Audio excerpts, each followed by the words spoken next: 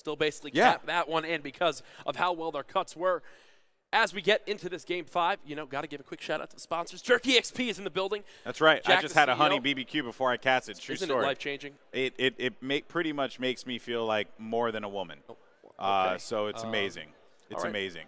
I won't ask further questions on that one, but you can see Please don't. CLG this time around banning out the Locust, not wanting to have to deal with I that don't blame him. I don't blame him. And as you mentioned, last game, Clayster getting stunned up, probably frustrated after you try to pull that flag.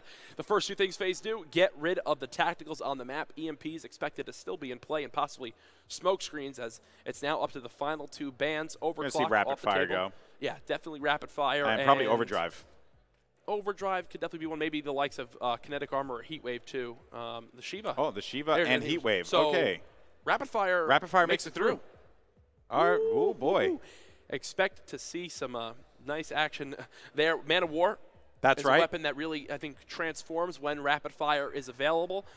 Also, the submachine guns just get that little bit better. Yeah, so that's the part that is going to be more creative for me on either side, right? Is how they utilize rapid fire, with the SMGs, not necessarily with the ARs, because the SMGs are going to be the ones that dictate those battles at the bombs. Yep. I would still imagine that an M8 plays a role looking at those sight lines, but the SMGs are going to be king here. And taking a look at the specialists that have been locked up so far across the board, pretty much what we expected.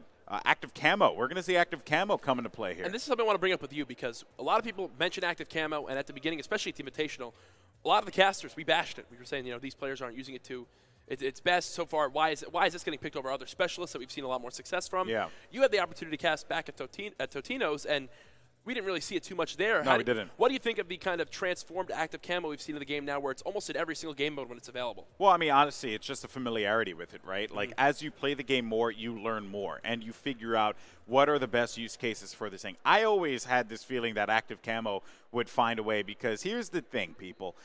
If you manage to get a free camo, it's more than likely going to be used.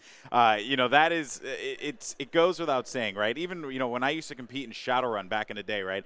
They had active vision, right? Or enhanced vision, right? EV. That's vision pulse, right? Like, you want to use those things, right? Those things they're very, very useful. And for a player to just be like, oh, pop, I have a camo. Why would you not want to take advantage of that? So it only makes sense that it will rear its ugly head into search and destroy, the game type where I would argue it is the most useful in. Yeah, and that's kind of how I agree with you. Some players have begun to kind of make arguments for really other game modes as well. Parasite, a big vocal leader in that. I'm almost certain there's many use cases for active camo. Oh, for sure. It's CTF. Obviously, pop a camo, well. go right behind, in CTF, go right behind the enemy's base, right? You get two down, you make that pull happen, your camo, no one saw you the entire time. Like, come on, there's so many uses where you can use active camo. It's pretty sick stuff, and it's been awesome to see it transform as a specialist. Now, on this map as well, going back to that A push, doesn't surprise me at all to see FaZe kind of put more of a focus on active camo, especially in the likes of Clayster, because now in the hands of your AR, he peeks out towards A. It's a long-range sight. They have no idea he's peeking. He gets full vision. Hey, he's on sight, picks the player off, and now boom. That's a green light for FaZe to push on in and try to convert the round. Yeah. On the other side of things, though, it's going to be perplexed with that same specialist.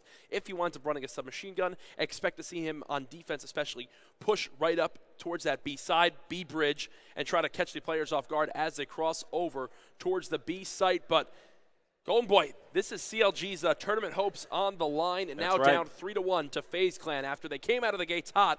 In Hardpoint, it's been basically anything else but that since then. Does CLG have it in them to force the Game 6? I mean, they're gonna have to, right? Yeah, and without saying, I think again, these are two teams that are playing at the pinnacle of competitive Call of Duty. Yep. I would never want to count anyone out, but honestly, FaZe, man, they're just looking so good. And the thing that I have to go off of that is 100% that Fringe S&D game. That right there tells me the story I need to know about how CLG could perform in S&D. Now, here's something to point out. First time Pharaoh, I love the Pharaoh used so far this weekend. Talk about a gun that gets transformed by rapid fire, a fan favorite in the COD community when it is available. Who's this watching the flank right now? It's actually Felony. How many players did he spot? Reminds me of my Cheat-Con. Oh, yeah? Love the Cheat-Con. Cheat-Con is legendary. The CQB. Cheat-Con's Bay. The first blood, though, coming in for Clayster. He was the only one near that B site. So yeah, he's going to get this one down. Hitting the three-man flank, and Felony knows something's up here. You can see just how he's positioned himself here on the map. That's actually a great spot right by that ravine, looking up into that broken building there. Like, that is a good spot to have. Oh, definitely. It's a very frustrating spot. And what's even more frustrating, when a player comes around the flank like this, right, because you can expect him to get those kills. And there you go, right? That leaves that one lone member there to have to make plays. That's going to be attached. And you know what? I mean, there's a possibility he could, but right there, man, that's where Felony is going to shine. He's going to make sure that he punishes you. He knew exactly where he was because he had nowhere else to go. Felony wanted to see that round, plain and simple. He spotted the flank. He didn't die. He knew there were multiple people there. He set his focus to it. He was not only in charge of watching middle map, but also near that bridge area. He recognized that the flank was still coming in, cleaned up the kill, and gave it up to his teammates to clutch up near the B site. Yes, Clayster got first blood, but they overwhelmed him with the number advantage. Great first round from CLG, especially since it was on offense. Yeah, now it's going to be up to what FaZe can do here on the defensive front, right? Or excuse me, on the attacking front, right? There's a lot. That's the thing. That middle portion of the map, right, is so deadly. And if you're not smart, you could pretty much expose yourself. And as you saw right there, CLG loses too. They literally just did exactly what you kind of warned them about. 3 kills in favor of FaZe, and that's where I mentioned the ARs of FaZe. They're scary, man. That's 3 AR kills right off the bat, not missing a shot. Attach clears it out 1-to-1 as FaZe get around to the board. I just don't think you go toe-to-toe with FaZe in the AR front. I just don't think you do that. It's tomfoolery, if I must say, I like it. But I honestly, I think that that also with these SMGs, right, this is for CLG, they have to be able to force those situations, right, because they are going to be the ones, besides like maybe facing off against Attach, they are going to be the ones who come out on top with that close range engagement. Oh, for sure. And you kind of mentioned how they want to avoid it. That's why they gave this man the active camo. Perplexed will be the one to use that camo to get himself close. Well, Attach, who's known for submachine gun play, swaps over to the M8 and makes the first blood happen for FaZe. He's going to peek back out. Look at the confidence right there. Look at the confidence of Attach to say, hey, Felony, you know what? I know your game plan, but Attach's AR is dirty. Like, that's what I'm saying. You go AR toe-to-toe with FaZe, you're going to get shut down. I just don't see it ending out well for them. Clayster, though, he will get picked off. Balefire, though, actually will be a trade for Zuma. And now it's just going to be all up to Methods, who, you know what? He's going to Bally. He's taking a swim, doing what he can. But I just do not have faith that he'll be able to come out on top in this situation. Yeah, did he see the player? It does appear so. It's challenged so quickly up onto that site. The arcade. Attach. That can't. That's too good. As soon as he went around that corner and decided to shoot the RK5, I knew that was it, because typically you're just not going to come out on top. If he didn't hit that first burst, I mean, look at that, dude. He just Attach is on point. This kid is disgusting. That's kind of the term right there that I've been using as of late. Starting to catch on in the cutscene. The yup deezy. Opponent starts shooting at you. You wind up just turning and burning on him. You know, that's the thing. There's the turn on, but then there's the yup deezy. It's when you don't miss a single bullet. It's not when you kind of these days have no spray. class. Be sure to use that one. I get 10% of all royalties if you use it in a video. I mean, I will never use that because I really, I'm a man. I'm a man, so I wouldn't do it. Well, no, I'm kidding. But it is a bad phrase, though. Yeah, the roast is real today, and we're talking about the roast in CLG. We're talking about your yup. 4 dead almost instantly. What was that? 16 seconds. And once again, what have FaZe done this entire map? Presence on the middle map. It's what CLG tried to do on game 2. This time around, though, it's FaZe leading the charge. Zuma with the rapid fire on his M8 makes it that much more lethal of a weapon. Dude, why would you let rapid fire go through? Like, that's the big question, right? And I mean, played right into FaZe's hand there, honestly. Unless they thought they were going to be able to combat him. But, like, when you look at a map like Redwood, right, the ARs are king, right? Very rarely are you going to be able to, be able to come out on top in those battles long range like this, especially with players like FaZe. I'm going to just keep saying it until I, go out of breath, right? Right here, this is where Methods will shine. That's where he's going to be able to win those fights. This is when, this FaZe member has to be very cautious up top because they know that they can get destroyed if they're not careful. Things to point out, Attach just uses HC. He's also basically about maybe a kill and a half away from earning himself the kinetic armor, and he's trying to stay alive right now because he's 50 points from the dart. Don't blame him. It's a 4v2. FaZe with the number disadvantage, and Abel's going to try to even that back out as much as he can, and as I say that, Felony drops him. Attach left in the 1-on-3. Now Attach 7-1.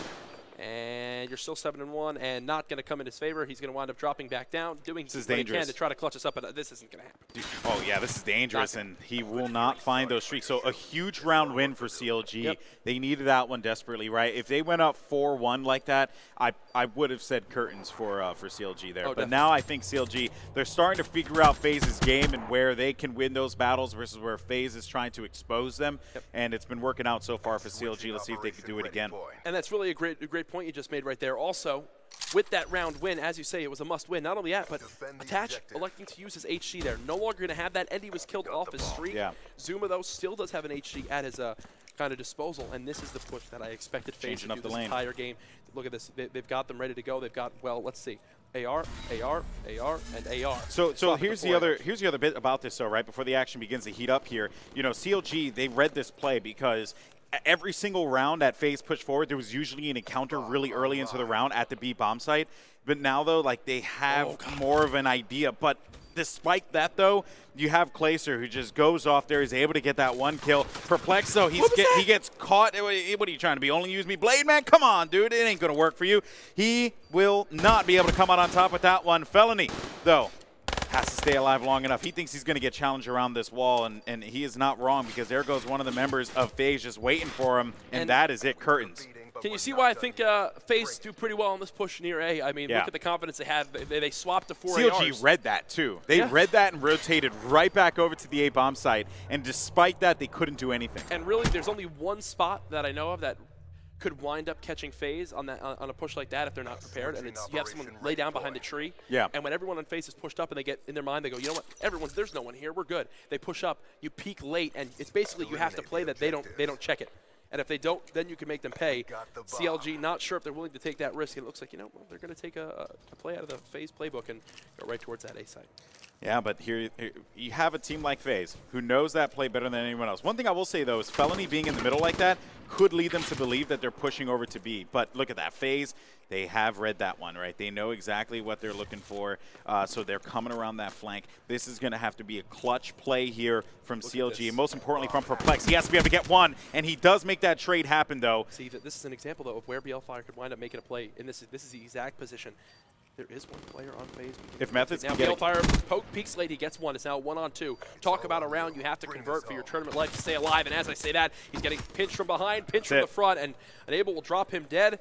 Clayster will wind up. It doesn't look like he's going to get it, or no, they'll give it to Enable. That'll earn him the HC, and oh, this is looking dark right now for CLG as they're one round away from being eliminated from UMG, South Carolina. Yeah, it's not looking good for them by any means whatsoever, their Courage. But you know what, though? FaZe, I mean, they have displayed some great discipline on this map. They know clearly what their objectives were.